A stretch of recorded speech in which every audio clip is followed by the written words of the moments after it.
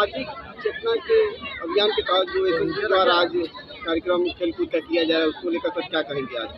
देखिए, सबसे बड़ी बात है और खुशी की बात यह है कि एसएसबी लगातार जब भी इस इलाके में आई, लगातार कई वर्षों से, तो समाज के अंदर चेतना कैसे हो, लोगों का व्यवहार कैसा होना चाहिए, खेल का, पढ़ाई का, आपसी भाईचारे का, सबका प्रशिक्षण देने का और लोगों के अंदर चेतना जगाने का जो इन लोगों का प्रयास है, उसकी जितना भी सराहना की जाए वो कम है। और उसी का ये कड़ी है कि आपके सामने ये दिखाई दे रहा है। मैं खुद इसमें लगातार 4 कार्यक्रम में मैं सम्मिलित हुआ हूँ। एसएसबी का जो बॉर्डर पे एक तो निगरानी का काम है, वो बखूबी निभाते हैं, रात दिन एक करके तैनात रह के हमारे लोगों की रक्षा करते हैं, हर चीज़ों से बचाते हैं। उसके साथ साथ समाज के कार्यों को इस देश हित में जो ये लोग जिम्मेदारी अपनी समझ के करते हैं, ये जितनी भी सराहना की जाए वो कम। आपके बात से सहमत हूँ और ये दुर्भाग्यपूर्ण है।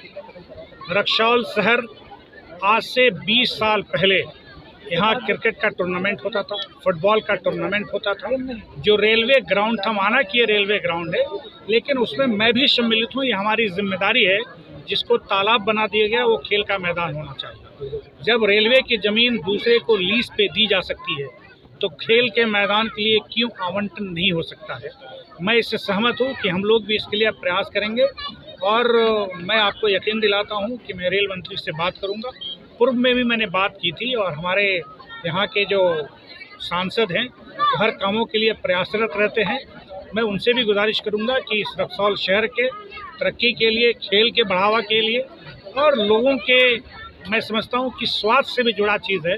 हमारी नस्लों को हमारी जगह पे खेल कूद में टहलने के लिए, बैठने के लिए जगह होनी चाहिए, उसके लिए उपयुक्त जगह होना चाहिए। मैं आपसे सहमत हूँ और इसके लिए हम सबको प्रयास करना चाहिए। मैं आपको कहा तो सही कि भाई बिहार सरकार की कोई ज़मीन नहीं है, लेकिन प्रयास करने में कोई हर्ज नहीं है और हमारी जिम्मेदारी है, हम सबों की जिम्मेदारी है जो सामाजिक काम के लिए एज ए लीडरशिप अगर काम करते हैं तो हमारा प्रयास हो जाए कि जो चीज़ मुमकिन नहीं है उसको मुमकिन की जाए। तो रक्सौल एयरपोर्ट को लेकर क्या कहेंगे सर? आपने भी इसको लेकर प्रयास किया था। देखिए, रक्सौल एयरपोर्ट के लिए जब मैं सदन में था, मैंने क्वेश्चन भी की, बात भी किया और उस वक्त के वर्तमान उड्डयन मंत्री प्रफुल्ल पटेल ने सदन में अपने ज़ुबान से वादा किया था कि रक्सौल 2 साल के अंदर में एयरपोर्ट चालू हो जाएगा।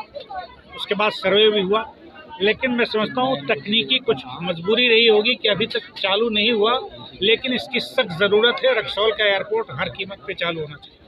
लेकिन क्या कारण है सर कि अंतर्राष्ट्रीय महत्व रखने वाले शहर होने के बावजूद भी एयरपोर्ट नहीं बना? मैं आपसे सहमत हूँ। मैं कह रहा हूँ, तो मैंने सदन में कम से कम 6 बार क्वेश्चन किया।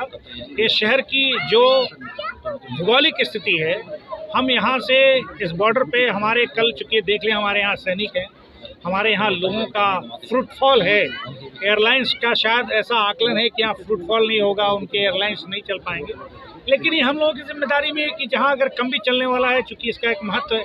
64 पे यहाँ कमर्शियल फ्लाइट उतरा करती थी, तो अभी क्यों नहीं? अब तो लोग सामर्थ्यवान हो गए हैं, देश हमारा ताकतवर हो गया है, लोगों के पास पैसे आ गए हैं। यहाँ से पटना और दिल्ली जाने में जो समय लगता है, समय एक बहुत बड़ा महत्वपूर्ण है। मुझे लगता है अतिशीघ्र, और इसमें डॉक्टर संजय जायसवाल जी भी लगे हुए हैं और उसमें वो प्रयास कर रहे हैं। मुझे लगता है कि उनके प्रयास से शीघ्र ही चालू हो जाए। सर, आपके द्वारा किस तरह के खेल कूद बच्चों को कराया जा रहा है? मैं बताना चाहूँगा कि सामाजिक चेतना अभियान न केवल एसएसबी बल्कि संपूर्ण पैरामिलिट्री फोर्सेज में ये समाज को जागरूक करने के लिए चलाया जाता है। सामाजिक कल्याण कार्यक्रम रहते हैं जिसके तहत लोगों को स्वास्थ्य के लिए जो भारत सरकार की योजना है फिट इंडिया मूवमेंट, जिसके तहत हम लोग खेलकूद प्रतियोगिताओं का आयोजन कर रहे हैं और प्राइज डिस्ट्रीब्यूशन भी किया जा रहा है। इसके अलावा लोगों में जागरूकता के साथ साथ लोगों को स्वावलंबी बनाने के लिए इनके लिए बहुत सारी तरह की ट्रेनिंग का आयोजन भी हम लोगों ने द्वारा किया गया है, ताकि लोग जानकारी एकत्रित करके और स्वयं जो है अपनी रोजी रोटी अर्जित कर सकें। इसके तहत आज हमारा ड्राइविंग कोर्स 30 दिन का कराया गया था कुछ बच्चों को, उसकी आज क्लोजिंग भी इसी प्रोग्राम के द्वारा माननीय मुख्य अतिथि के द्वारा की जानी है और उनको ड्राइविंग लाइसेंस, चूँकि अभी वो बन नहीं पाए हैं, ड्राइविंग लाइसेंस उनको दिया जाना है, जिसका प्रोसेस पूरा किया जा चुका है। साथ ही उनके कौशल विकास करने के लिए हमारे द्वारा इसी वर्ष ब्यूटी पार्लर कोर्स का आयोजन किया गया था। साथ ही साथ कृषि उपकरणों का वितरण वगैरह भी किया जाता है, ताकि लोग बाग न केवल सुरक्षा के साथ साथ जो एसएसबी है उसके प्रति मानवीय भावना और हमारा जो दूसरा चेहरा है जो पब्लिक का, आम पब्लिक का, वो भी लोगों के सामने आ सके। यही इसका मेन उद्देश्य है। तो लगातार आप रक्सौल शहर में खेल का आप लोगों के द्वारा आयोजित किया जाता है। आप ये देखते होंगे कि रक्सौल के बच्चों में काफ़ी टैलेंट है, लेकिन खेल का मैदान नहीं होने के कारण उनका टैलेंट बाहर नहीं निकलता। नहीं, देखो ये सब तो बड़ा इशू है।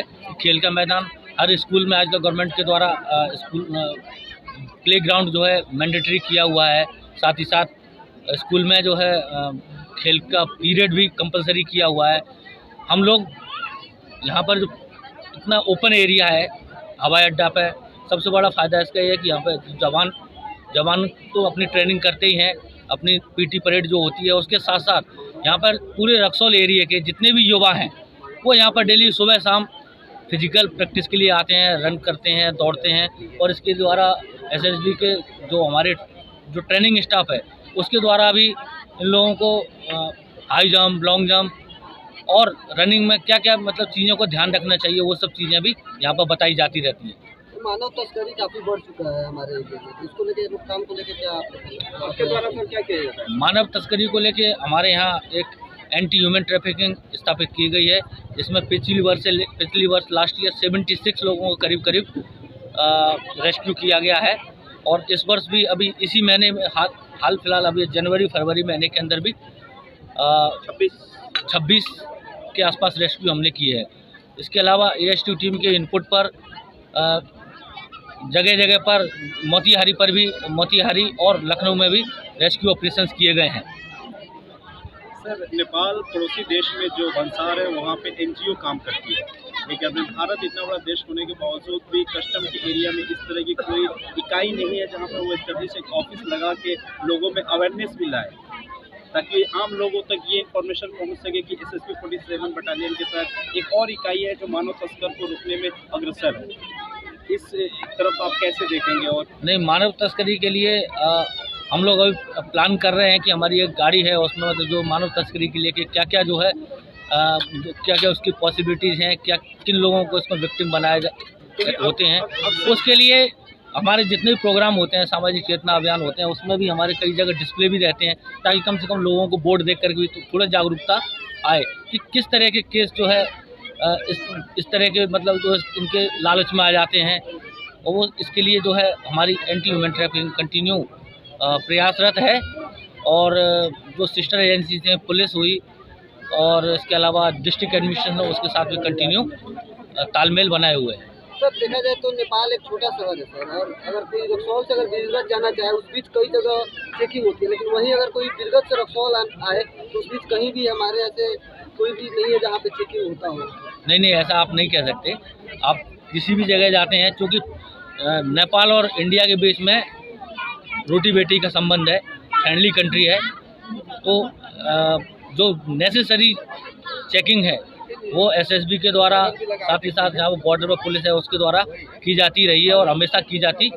कोरोना के टाइम में भी इसमें जब प्रतिबंध की ज़रूरत थी उस समय नेसेसरी प्रतिबंध भी लगाए गए, लेकिन चूंकि अभी ओपन बॉर्डर है और जो लीगल रूट है उस लीगल रूट से जाने पर किसी की कोई रोक टोक नहीं है। Thank you. Thank you.